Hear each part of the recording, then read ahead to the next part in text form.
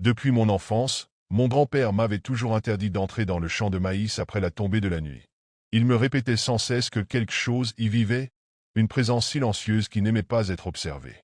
Quand j'étais petit, ces histoires me faisaient frissonner, mais avec le temps, je les avais reléguées au rang de contes absurdes, des récits inventés pour effrayer les enfants et les empêcher de s'aventurer dans l'obscurité.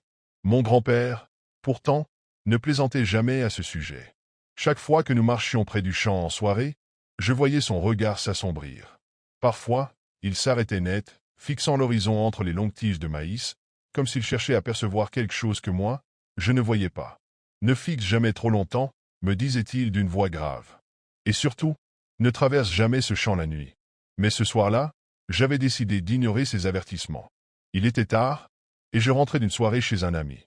La route normale me prendrait près de 40 minutes à pied, alors que couper par le champ réduirait mon trajet de moitié. Malgré une légère appréhension, je me suis convaincu que ce n'était qu'un raccourci comme un autre. Après tout, ce n'était qu'un champ de maïs, n'est-ce pas? J'ai enjambé la clôture et je me suis enfoncé entre les hautes tiges, le cœur battant légèrement plus vite que d'habitude. À peine avais-je parcouru quelques mètres que l'air sembla changer autour de moi. L'odeur de la terre humide et des feuilles de maïs m'entourait, mais il y avait autre chose, une lourdeur indéfinissable qui pesait sur mes épaules. J'essayais de me convaincre que ce n'était que mon imagination, que l'obscurité et le silence de la nuit amplifiaient mes peurs d'enfant. Pourtant, plus j'avançais, plus une sensation étrange me gagnait, celle d'être observé.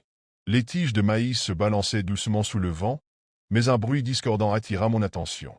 Un craquement sec, comme si quelqu'un avait marché sur une feuille morte, juste derrière moi. Je me suis figé. J'ai retenu ma respiration. Rien. Après quelques secondes, je me suis forcé à rire nerveusement. Mon propre esprit me jouait des tours. J'ai repris ma marche, un peu plus vite cette fois.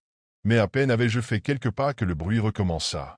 D'abord léger, presque imperceptible, puis plus net. Des pas. Cette fois, je n'étais plus sûr que ce soit mon imagination. Le son venait de derrière moi, puis, soudain, de ma gauche, puis de ma droite. Comme si quelque chose se déplaçait entre les tiges, m'encerclant lentement. Mon souffle s'accéléra. Mon cœur battait à tout rompre. Je voulais me retourner, voir ce qu'il y avait derrière moi. Mais une voix au fond de mon esprit me suppliait de ne pas le faire. Je ne pouvais plus l'ignorer.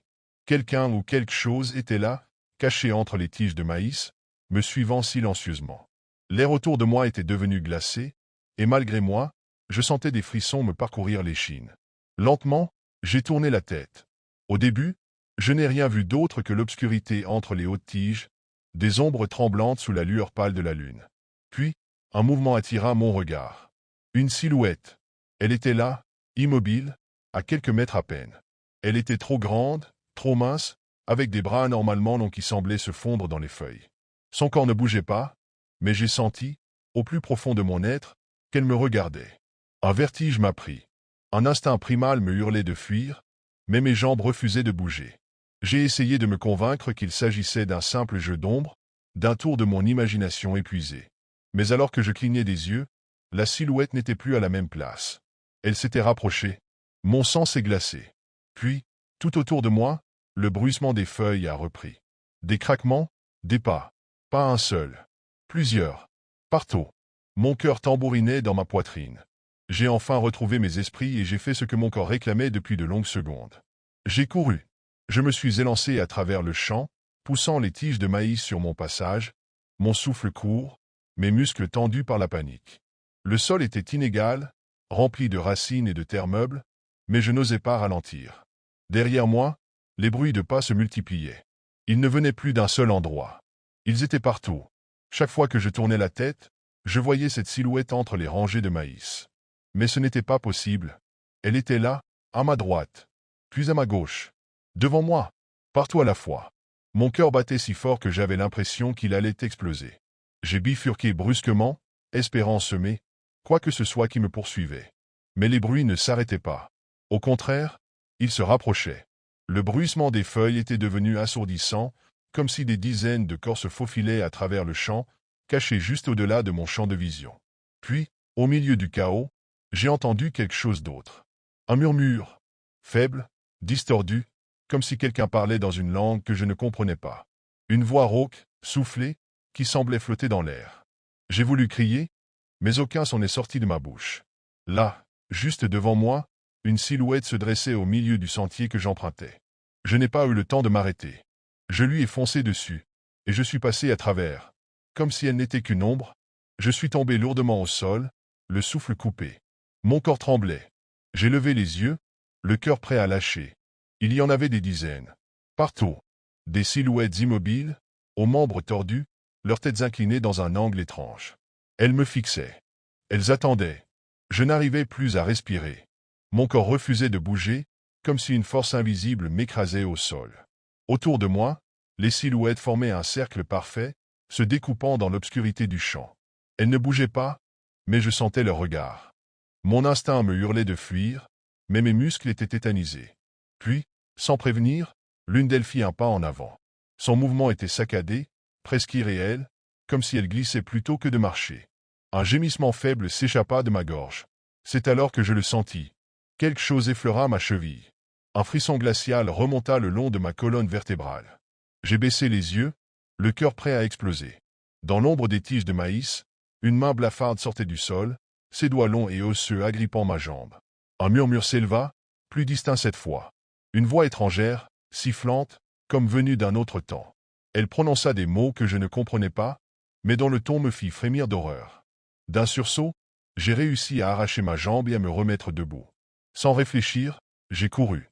J'ai couru sans regarder derrière moi, sans écouter les bruits de pas qui me suivaient, sans prêter attention aux murmures qui semblaient me poursuivre dans l'air. Je ne pensais qu'à une chose, sortir du champ. Les tiges s'éclaircissaient. La route était proche. Dans un dernier effort, j'ai sauté par-dessus la clôture et me suis écroulé sur le bitume. Le silence fut immédiat. J'ai osé me retourner.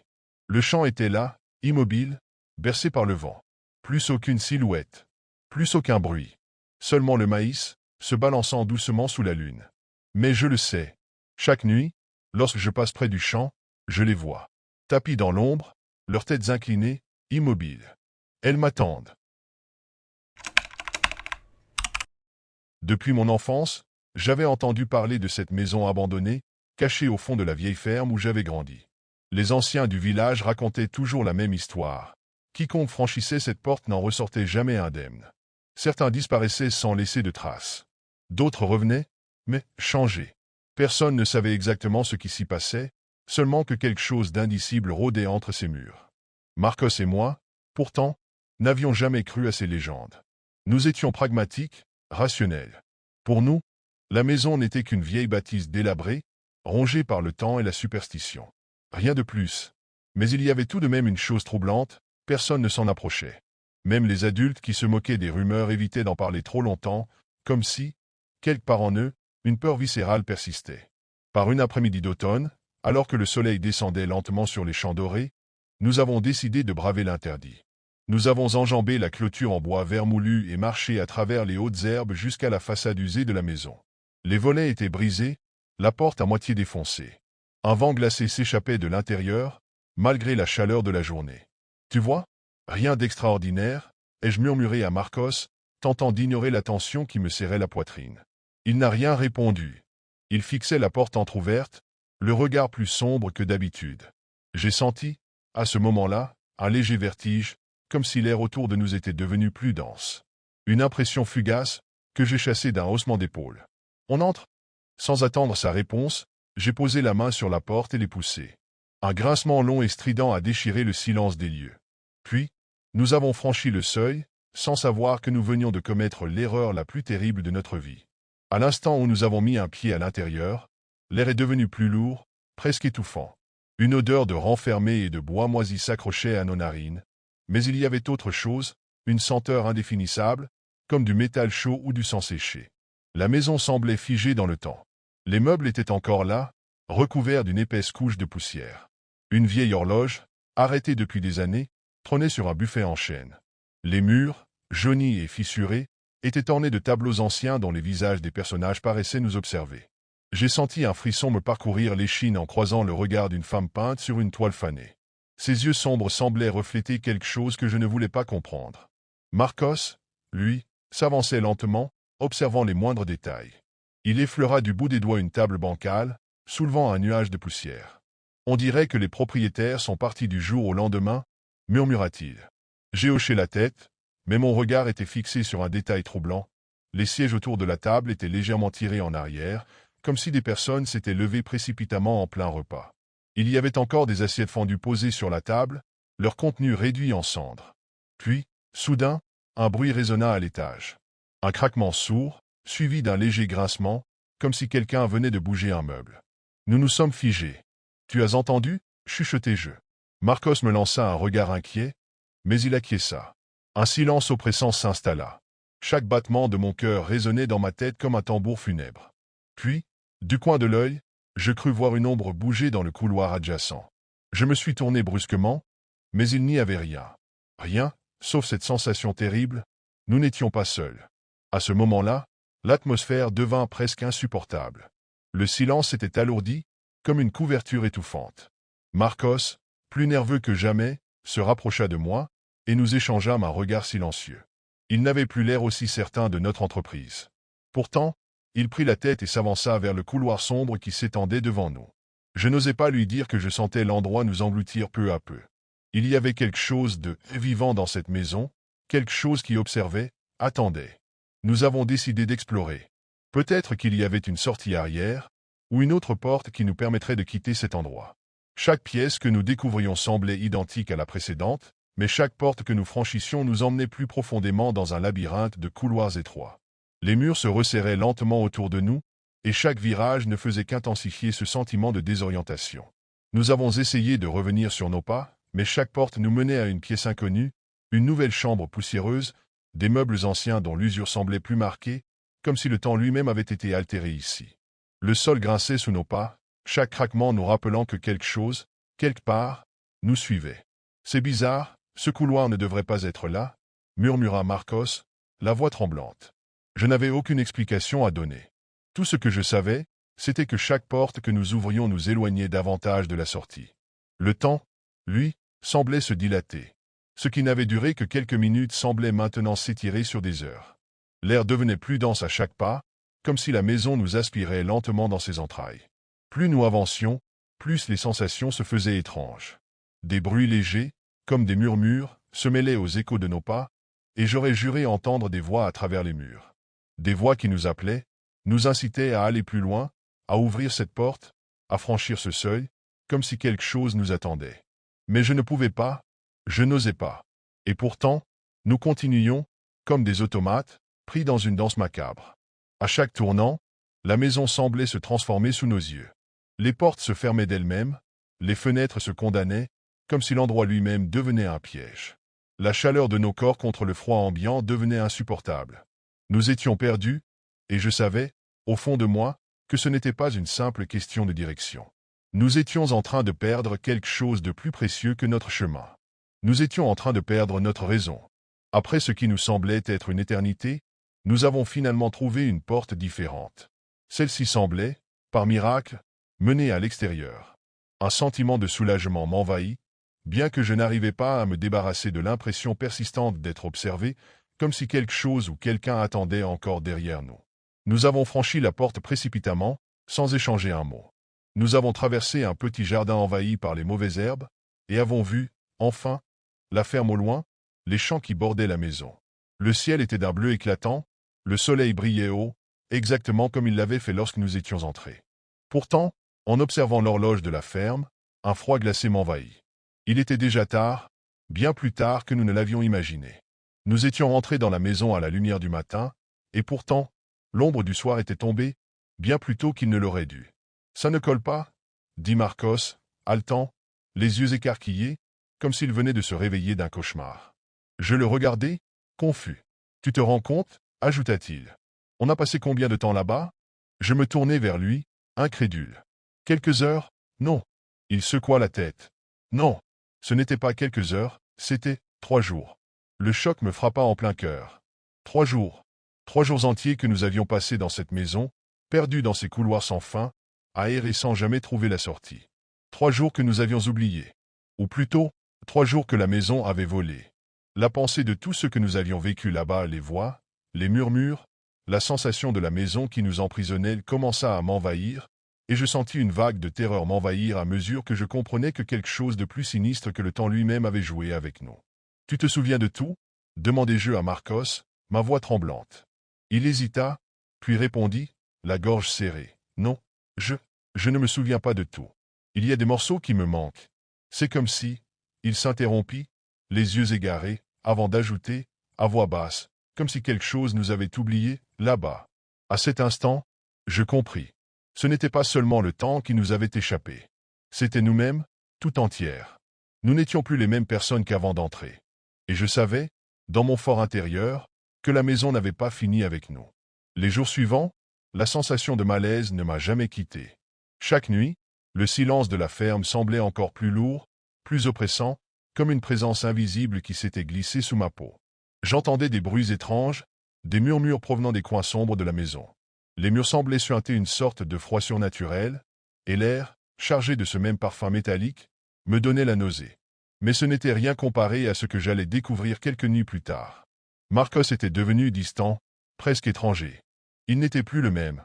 Il parlait moins, regardait fixement des endroits vides, comme si quelque chose l'appelait.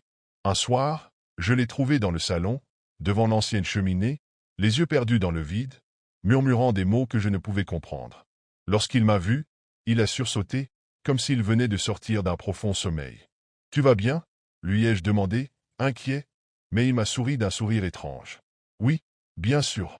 Ne t'inquiète pas » m'a-t-il répondu d'une voix calme, presque dénuée d'émotion. Mais quelque chose clochait. Il n'était pas lui-même. Les jours passaient, et la situation empirait. J'ai commencé à avoir des visions de Marcos, à des moments où il n'était pas dans la pièce.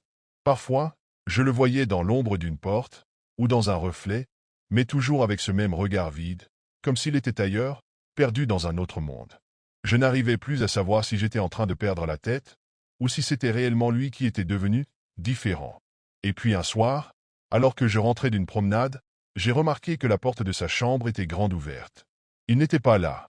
J'ai fouillé chaque pièce de la maison, mais il n'était nulle part. J'ai appelé son nom, m'époumonnant, mais aucune réponse. J'ai même couru jusqu'à la ferme pour demander aux autres s'ils l'avaient vu, mais personne ne l'avait croisé. Je suis retourné à la maison abandonnée, terrifié. Peut-être qu'il était retourné là-bas, que quelque chose l'avait attiré. Lorsqu'enfin j'ai franchi le seuil de cette vieille demeure, j'ai senti une nausée monter dans ma gorge. Tout était figé, comme si le temps n'avait pas bougé depuis notre première visite. Puis, dans le couloir principal, je l'ai vu. Marcos, debout, immobile. Mais ce n'était pas lui. Ce n'était plus lui. Ses yeux étaient vides, noirs, et son visage pâle semblait déformé, comme s'il avait été modelé par une main invisible. Un étrange sourire se dessinait sur ses lèvres, mais ce sourire n'était pas humain. Il m'observait sans rien dire, une lueur malsaine dans ses yeux. Quand j'ai voulu m'approcher, il a disparu. Il n'était plus là. À sa place, un vieux portrait pendait sur le mur, le visage de l'homme qui m'avait toujours regardé dans cette maison, mais cette fois, c'était le visage de Marcos qui me fixait. Il n'était plus qu'un souvenir, un fantôme pris dans l'enfer de cette maison. Et je savais, au fond de moi, que je n'étais pas seul. Mon père m'a toujours dit que si j'entendais quelqu'un m'appeler par mon prénom en pleine nuit, à la campagne, je ne devais jamais répondre. Ce n'était pas un simple conseil, ni une superstition parmi tant d'autres. Il le disait avec une gravité qui me mettait mal à l'aise, comme si cette règle était une question de survie. Je me souviens très bien de la première fois où il nous a parlé de ça, à ma sœur et moi. Nous étions assis autour de la table, la lumière vacillante d'une vieille lampe à pétrole projetant des ombres étranges sur les murs en bois de la maison. C'était une nuit d'orage, et le vent faisait grincer les poutres du plafond. Peu importe ce que vous entendez, peu importe à quel point ça semble familier, ne répondez jamais, avait-il dit en posant ses mains sur la table. Pourquoi avait demandé ma sœur, les sourcils froncés. Il s'était contenté de nous fixer en silence, ses yeux sombres réfléchissant la lueur de la flamme. Après un long moment, il avait seulement ajouté « Si ça arrive un jour, vous comprendrez. » Je n'ai jamais osé insister. Mais depuis ce soir-là, chaque fois que je devais sortir après la tombée de la nuit, une angoisse sourde me serrait la poitrine. J'ignorais encore ce que je devais craindre, mais je savais que ce n'était pas une menace à prendre à la légère. Cette nuit-là, je me suis réveillé en sursaut, le souffle court, sans vraiment savoir pourquoi. La maison était plongée dans un silence oppressant, seulement troublé par le tic-tac lent de l'horloge du salon. J'ai jeté un coup d'œil à ma fenêtre. Dehors, la nuit semblait plus sombre que d'habitude, comme si les étoiles elles-mêmes s'étaient éteintes. Puis, je l'ai entendu. Une voix douce, presque un murmure, qui m'appelait par mon prénom. Lui. Mon cœur s'est serré. Il y avait quelque chose d'étrange, d'anormal dans ce chuchotement. Pourtant, l'intonation était terriblement familière. Ça ressemblait à la voix de ma mère. J'ai tendu l'oreille, le souffle suspendu. Louis, viens voir. Une froideur s'est glissée dans ma colonne vertébrale. L'appel venait de dehors. Je me suis levé doucement, en essayant d'ignorer les battements affolés de mon cœur, et me suis dirigé vers la chambre de ma mère. La porte était entrebâillée, laissant entrevoir sa silhouette endormie sous les couvertures. Je suis resté figé sur le seuil, incapable de bouger. J'ai attendu quelques secondes, espérant une explication rationnelle, mais elle respirait lentement et profondément. Et pourtant, Louis, viens. La voix résonnait toujours, plus insistante cette fois, suintant une impatience malsaine. J'ai senti mon estomac se nouer alors que mes yeux se posaient sur la fenêtre du couloir. Derrière les rideaux légèrement entr'ouverts, une ombre se tenait immobile, juste au-delà du vieux grillage du jardin. Une silhouette mince, trop grande, au contour flou sous la lumière blafarde de la lune. Elle ne bougeait pas, mais j'ai su qu'elle me regardait. Mon souffle s'est bloqué dans ma gorge alors que mes yeux restaient fixés sur cette silhouette derrière le grillage. Elle ne bougeait pas, mais je pouvais sentir son regard sur moi, pesant, glacial. Ses contours semblaient trembler légèrement, comme une image mal réglée sur un écran. Mais ce qui m'a le plus terrifié, c'étaient ses yeux. Deux lueurs pâles, presque blanches, qui brillaient faiblement dans l'obscurité. Mon premier réflexe a été de reculer lentement, espérant qu'elle ne m'avait pas vu, ou plutôt, qu'elle ne savait pas que je l'avais vue. Mais alors que mes doigts touchaient le mur derrière moi, elle a incliné la tête, comme si elle écoutait quelque chose. Puis, elle a parlé. « Louis, ouvre-moi la porte. » J'ai eu un sursaut. La voix était toujours celle de ma mère, mais quelque chose clochait. C'était trop parfait, trop lisse, comme une imitation mécanique dénuée d'émotion. Je voulais fuir, retourner sous mes couvertures et prétendre que rien de tout cela n'était réel, mais mes jambes refusaient de bouger. La chose derrière le grillage s'est mise à avancer, lentement, comme si elle flottait au-dessus du sol. Chaque pas était silencieux, trop silencieux. La nuit semblait s'être figée autour d'elle, plus aucun bruit d'insectes, plus aucun souffle de vent. Elle s'est arrêtée juste devant la fenêtre du couloir.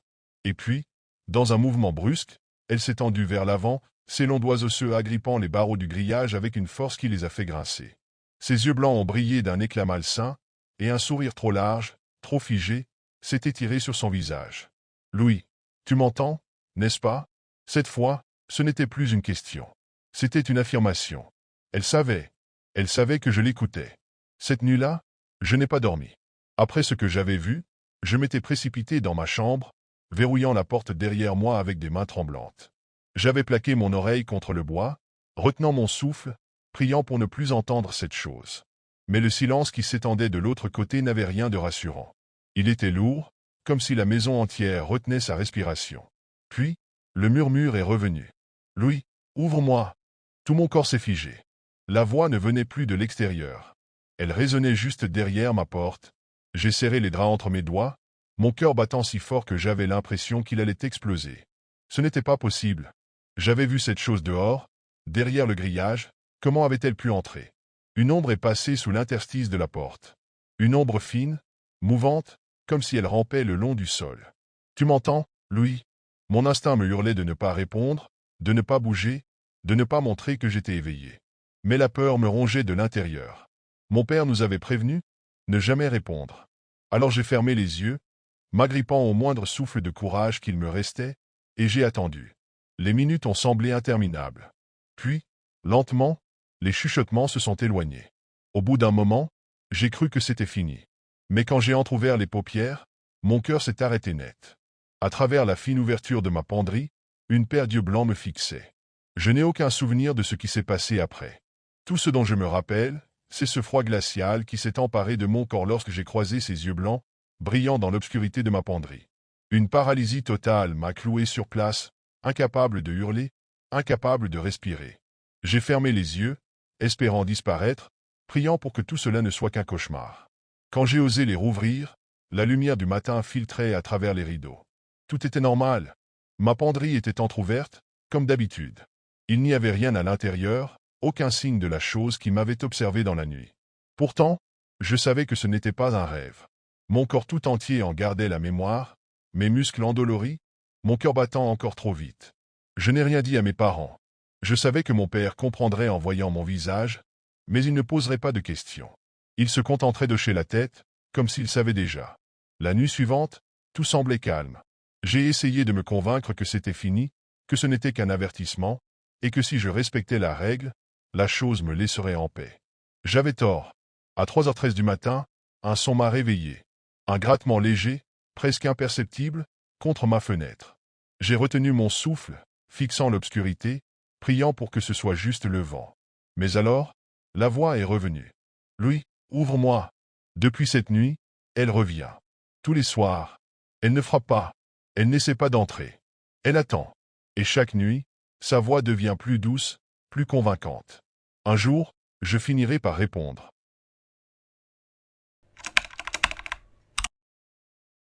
Je travaille dans une petite ferme depuis plusieurs années, un endroit isolé où la nuit est seulement troublée par les cris lointains des coyotes et le bruissement du vent dans les arbres.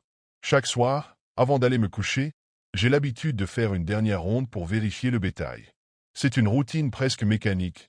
Je prends ma lampe torche, j'enfile ma veste, et je traverse la cour silencieuse jusqu'au grand enclos où les vaches dorment, bercées par l'obscurité. Il y a quelque chose d'étrangement apaisant dans cette tâche. La nuit, tout semble figé dans le temps. Seul le souffle lent des bêtes et le craquement du bois sous mes pas rappellent que la ferme est encore vivante. Parfois, un léger frisson me parcourt l'échine lorsque je croise le regard vitreux d'une vache éveillée, son œil brillant sous la lumière de ma torche. Mais je n'ai jamais eu peur. Ce lieu m'appartient, je le connais par cœur. Ce soir-là, pourtant, une étrange tension flottait dans l'air. Dès que j'ai mis un pied dehors, j'ai remarqué le silence inhabituel.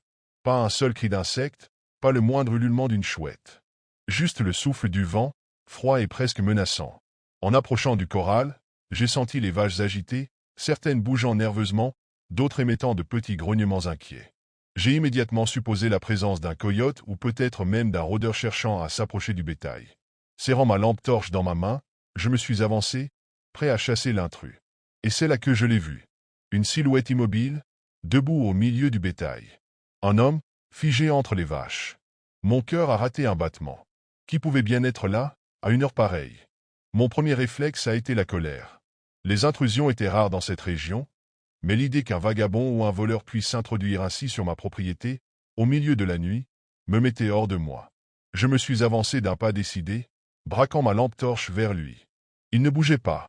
Son immobilité avait quelque chose d'étrange, presque irréel. J'ai crié. « Hé, qu'est-ce que vous faites là ?» Aucune réponse. Pas même un sursaut. L'homme restait planté là, figé entre les bêtes, comme s'il n'avait même pas entendu ma voix. Les vaches semblaient le fuir instinctivement, s'éloignant de lui en grognant, comme si elles sentaient quelque chose que moi, je ne percevais pas encore. J'ai resserré ma prise sur ma lampe et j'ai continué d'avancer, la colère prenant le dessus sur la gêne. « Je vous parle? Dégagez de là avant que j'appelle les flics. » Toujours aucune réaction. Juste ce silence pesant. À quelques mètres à peine, j'ai enfin levé ma lampe pour voir son visage. Et mon sang s'est glacé. Il n'en avait pas. Pas d'yeux, pas de bouche, pas de nez. Juste une surface lisse, uniforme, comme si sa peau avait été tendue sur un crâne sans ouverture, sans traits. L'homme, ou ce qui en avait l'apparence, se tenait là, face à moi, la tête légèrement penchée sur le côté, comme s'il m'observait. Mais comment pouvait-il me voir? J'ai senti mon cœur cogner violemment contre ma poitrine. Mon souffle s'est bloqué dans ma gorge, et un frisson glacial m'a parcouru l'échine. Ce que je voyais n'avait aucun sens. Ce n'était pas humain. L'homme, ou plutôt cette chose, continuait de pencher lentement la tête, comme s'il m'analysait, comme si, malgré l'absence totale de visage, il pouvait me voir. J'étais figé, incapable de bouger, hypnotisé par cette aberration. Mon corps me suppliait de fuir, mais mon esprit refusait d'accepter ce que mes yeux percevaient. Puis, d'un geste purement instinctif, ma main tremblante a éteint la lampe torche. L'obscurité totale m'a englouti. Pendant une fraction de seconde, un silence absolu s'est installé, comme si même les bêtes avaient cessé de respirer. Mon cœur battait si fort que je pouvais l'entendre résonner dans mes tempes. J'ai compris mon erreur immédiatement. D'une main fébrile, j'ai rallumé la lampe en catastrophe, cherchant désespérément cette silhouette, mais il n'y avait plus rien. L'homme sans visage avait disparu. Les vaches, toujours agitées, reniflaient nerveusement le sol, certaines reculant vers l'extrémité du corral. Un vent glacé s'est levé, me mordant la peau, et j'ai senti une présence, une lourdeur dans l'air qui me faisait suffoquer. J'ai reculé d'un pas, puis d'un autre, avant de finalement tourner les talons et courir vers ma maison. Mais une chose était sûre, je n'étais pas seul dans cette ferme. Et peut-être que je ne l'avais jamais été. Les jours qui ont suivi cette nuit étrange étaient étrangement perturbants. Rien n'était vraiment pareil, mais je n'arrivais pas à mettre le doigt sur ce qui avait changé exactement. Le matin, le soleil se levait comme d'habitude, baignant la ferme d'une lumière chaude, mais l'ombre de cette rencontre continuait de hanter mes pensées. Les vaches, elles, semblaient agitées bien plus que d'ordinaire. C'était comme si quelque chose les dérangeait, les empêchait de se reposer tranquillement dans le corral. Certaines vacillaient nerveusement, les yeux écarquillés, scrutant l'obscurité des coins comme si elles percevaient une menace invisible.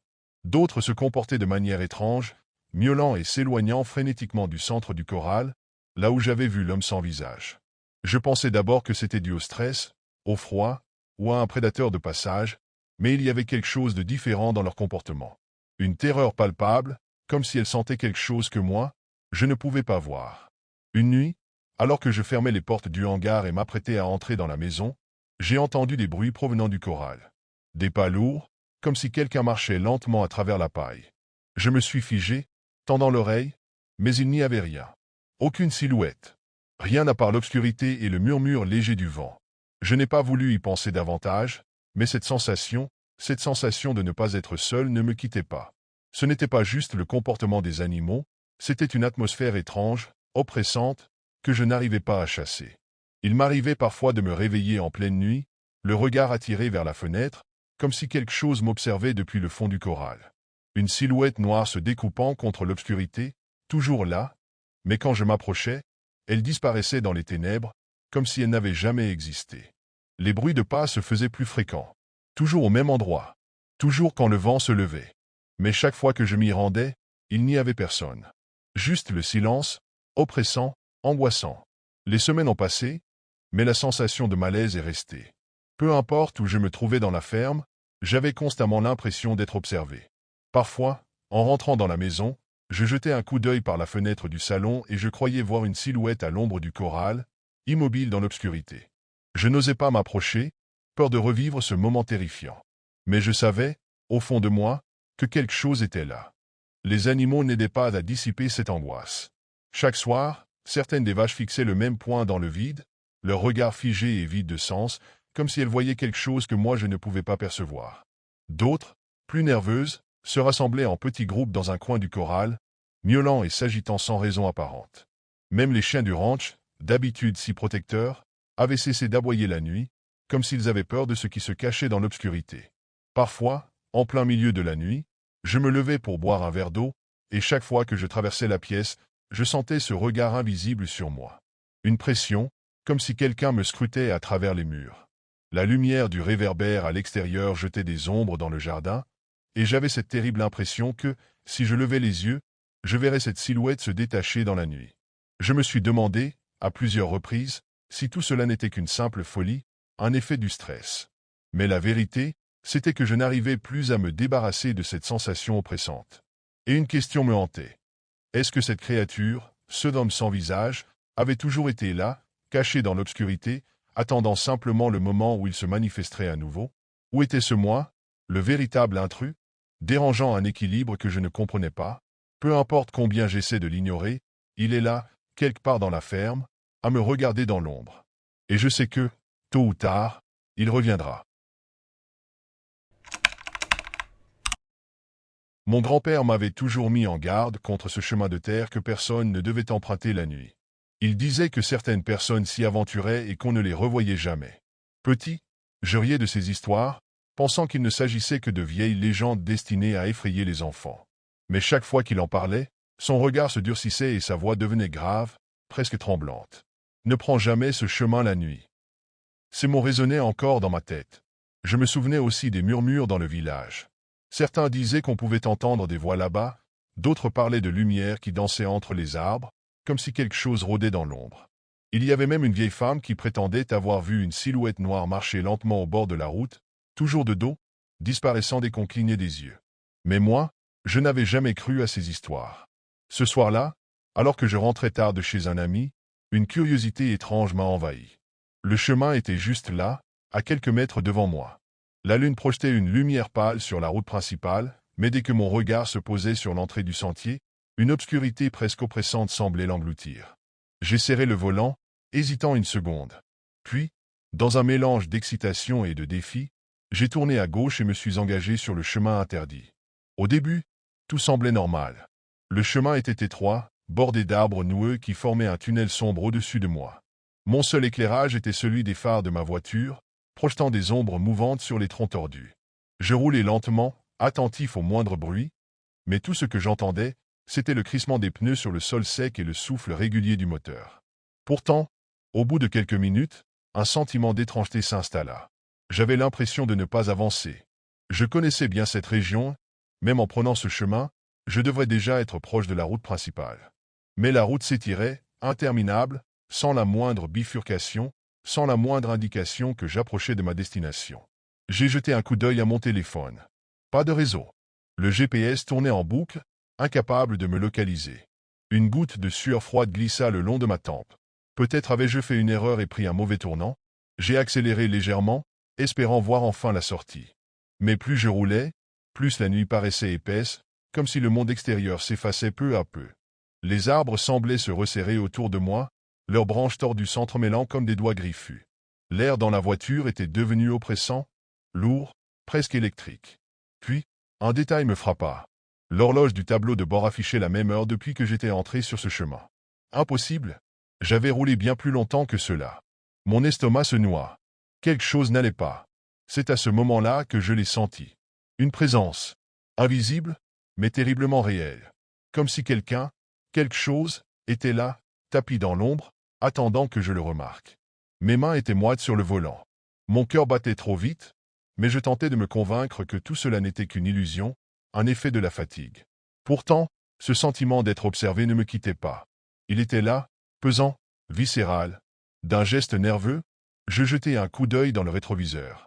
Mon souffle se bloqua dans ma gorge. Sur la banquette arrière, à peine visible dans l'obscurité, quelque chose était assis.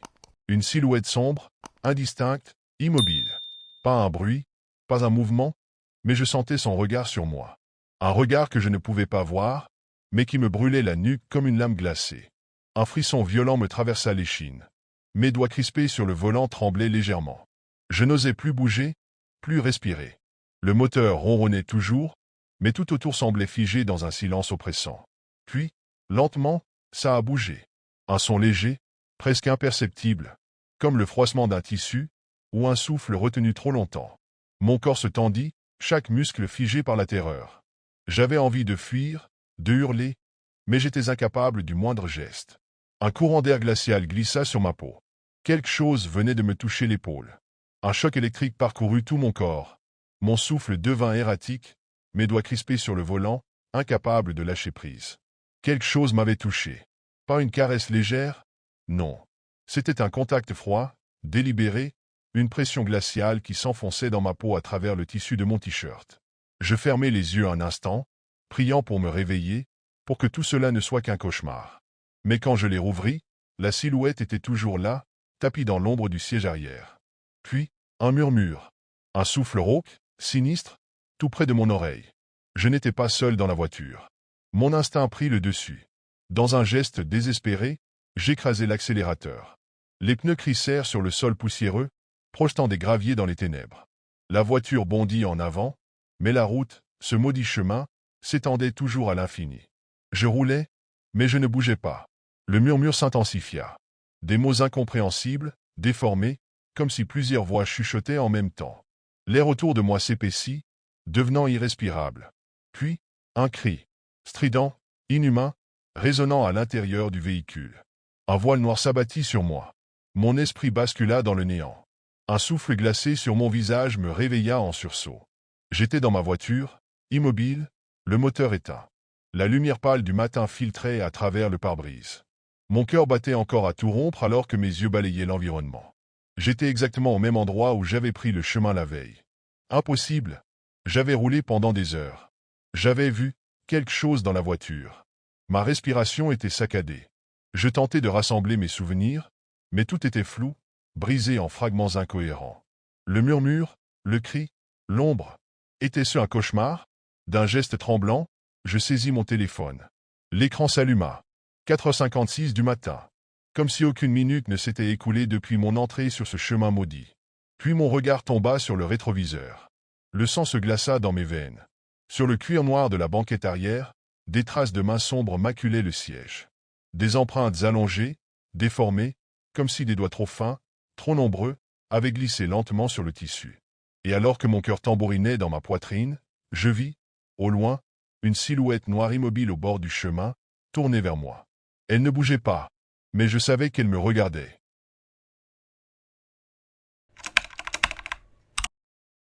Les terres de mon oncle s'étendaient sur des hectares de prairies et de collines, mais c'était la forêt qui attirait le plus mon attention. Dense, sombre et imposante, elle semblait toujours garder un secret, quelque chose d'ancien et d'inquiétant. Mon oncle évitait de s'en approcher, et, chaque fois que j'essayais d'en savoir plus, il se contentait de hausser les épaules et de dire d'un ton grave. Ce n'est pas un endroit pour nous. Ces paroles suffisaient à me glacer le sang. Ce n'était pas de la simple superstition. Il y avait dans sa voix un poids, un avertissement sincère, comme s'il savait quelque chose qu'il ne voulait pas partager. J'avais grandi en entendant des histoires sur cette forêt. Les anciens du village racontaient que ceux qui s'y aventuraient la nuit revenaient parfois différents, ou ne revenaient pas du tout. Certains parlaient de lumières étranges entre les arbres, d'autres de voix chuchotant dans le vent. Une fois, un homme du village avait assuré avoir vu une silhouette pâle marcher parmi les troncs, pieds nus, sans laisser de traces. Mais ce n'étaient que des histoires, n'est-ce pas? Des contes pour effrayer les enfants. Pourtant, chaque fois que je passais près de cette lisière d'arbres sombres, une sensation désagréable me saisissait. Comme si quelque chose, tapi dans l'ombre, observait silencieusement, attendant que quelqu'un fasse un pas de trop. Cette nuit-là, alors que nous étions assis sur le porche, le silence paisible des terres de mon oncle fut brisé par un bruit étrange. Au début, ce n'était qu'un murmure lointain, perdu dans le bruissement des feuilles, mais à mesure que nous tendions l'oreille, il devint plus clair. Un pleur, faible, étouffé, mais indéniablement celui d'un enfant. Je sentis un frisson me parcourir l'échine. Qui pouvait bien être là, seul, au milieu de cette forêt où personne n'osait s'aventurer la nuit? Je regardai mon oncle, m'attendant à ce qu'il réagisse, mais son visage était figé, livide. « Ne fais pas attention, murmura-t-il. Mais comment ignorer cela? L'idée qu'un enfant perdu puisse être là-bas, effrayé et vulnérable, me serrait le cœur. J'échangeai un regard avec mon cousin, et nous nous levâmes presque en même temps. On ne peut pas laisser ça comme ça, dis-je en attrapant une lampe torche. Mon oncle soupira profondément, comme s'il savait d'avance que nous ne l'écouterions pas. Vous faites une erreur. Ces paroles me suivirent tandis que nous avancions vers la lisière des arbres. Plus nous approchions, plus le chagrin de l'enfant semblait s'intensifier. Ce n'était plus un simple gémissement, mais des sanglots profonds, désespérés, qui résonnaient dans l'air froid de la nuit. Lorsque nous fîmes nos premiers pas dans la forêt, la lumière de nos lampes déchirant l'obscurité épaisse, quelque chose d'étrange se produisit. Le pleur s'éloigna, comme si l'enfant, au lieu de nous appeler à l'aide, fuyait notre présence. Nous nous enfonçâmes davantage, les hautes silhouettes des arbres refermant peu à peu la nuit sur nous. Et toujours, ce son, insaisissable, qui se déplaçait à mesure que nous tentions de le suivre. Nous marchions depuis plusieurs minutes, avançant lentement parmi les troncs serrés de la forêt. Le faisceau de nos lampes balayait l'obscurité, révélant des buissons agités par le vent, des branches mortes éparpillées sur le sol humide, mais jamais aucune trace d'un enfant. Pourtant, le pleur était toujours là, quelque part devant nous, s'éloignant à chaque pas que nous faisions. « C'est bizarre, » souffla mon cousin. Je hochai la tête, incapable de formuler ce malaise qui grandissait en moi. Il y avait quelque chose d'étrange dans ce son. Il était trop régulier, trop mécanique, comme s'il n'émanait pas réellement d'une gorge humaine. Puis, sans prévenir, le silence tomba brutalement. Un silence absolu. Nous nous arrêtâmes net, nos respirations saccadées résonnant étrangement dans l'air figé. Plus un bruit. Ni le cri d'un oiseau nocturne, ni le froissement du vent dans les feuilles. C'était comme si la forêt elle-même retenait son souffle. Et puis, juste derrière nous, un bruit. Des pas. Je sentis mon cœur cogner violemment contre ma poitrine. Ils étaient rapides, furtifs, encerclant notre position. Nous tournâmes nos lampes dans toutes les directions, mais nous ne vîmes que des ombres se faufiler entre les troncs. Quelque chose ou plusieurs choses bougeaient autour de nous. « Il y a quelqu'un » lança mon cousin, la voix tremblante. J'ouvris la bouche pour répondre, mais un craquement de branches tout proche me fit sursauter. Mon regard se posa sur une silhouette indistincte, juste à la limite du halo de ma lampe. Un mouvement furtif. Puis un autre, à notre gauche. Nous n'étions pas seuls. Et pourtant, il n'y avait toujours aucun signe d'un enfant. Le sentiment d'être suivi ne cessait de grandir. À chaque pas que nous faisions, les bruits de course se rapprochaient. Les ombres entre les arbres devenaient de plus en plus distinctes, comme si elles nous entouraient, se mouvant avec une rapidité effrayante, mais toujours hors de portée de nos lampes. L'air était lourd, oppressant, et l'obscurité semblait se refermer sur nous comme un piège invisible. Mon cousin, pâle comme un spectre, me regarda, ses yeux écarquillés de terreur. Il voulait crier, mais aucun son ne sortait de sa bouche. Nous avons décidé de revenir. Il n'y avait plus de doute, quelque chose de maléfique nous observait, et le simple fait de rester dans cette forêt nous exposait à un danger inconnu. Alors, sans un mot, nous avons fait demi-tour, nos lanternes éclairant précipitamment le chemin derrière nous. Mais alors que nous commencions à retraverser la forêt, quelque chose attira mon regard. Au sol, des traces. Des petites empreintes de pieds nus, fraîchement marquées sur la terre humide. Elles étaient étrangement petites, comme celles d'un enfant, et elles semblaient partir dans la même direction que nous. Mais il n'y avait personne. Aucun cri. Aucune silhouette. Rien. Mes jambes tremblaient alors que je suivais ces marques, espérant que cela nous mène à quelque chose de tangible. Mais chaque empreinte semblait s'éloigner de plus en plus, comme si une présence invisible nous conduisait plus loin dans l'obscurité, sans jamais laisser de traces derrière elle. Quand nous avons quitté la forêt, le souffle court, le cœur battant à tout rompre, nous avons trouvé un espace ouvert près de la lisière, mais les empreintes s'étaient effacées, comme aspirées par la terre elle-même. Le silence régnait à nouveau, lourd et oppressant, et il n'y avait toujours aucune trace de l'enfant.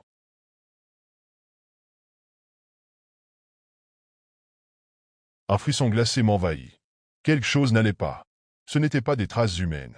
Et ce n'était pas un enfant que nous avions poursuivi à travers la forêt.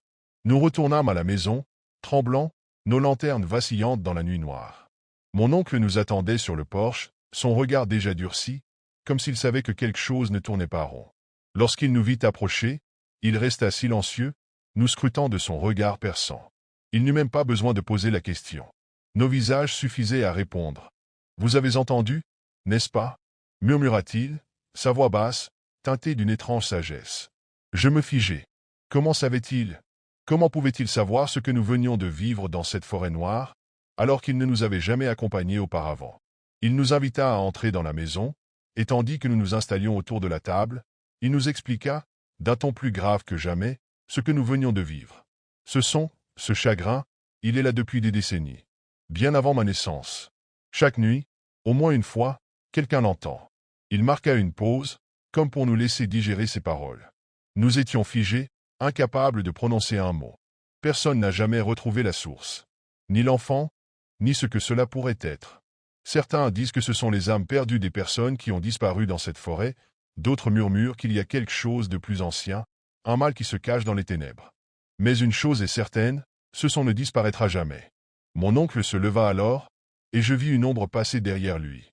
Il se tourna brusquement, un frisson traversant son visage. Lorsque j'étais jeune, un homme du village m'a dit que ce n'était pas un enfant. Ce n'était pas humain.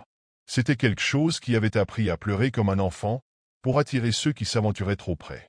Mais ce que personne ne sait, c'est que si tu le suis trop longtemps, tu deviens toi-même une partie de l'histoire, et ce son, il t'appellera, encore et encore, jusqu'à ce que tu sois englouti par la forêt. Il baissa la tête, comme si un lourd fardeau l'alourdissait. Vous avez eu de la chance ce soir. Mais la prochaine fois, il pourrait ne plus vous laisser partir.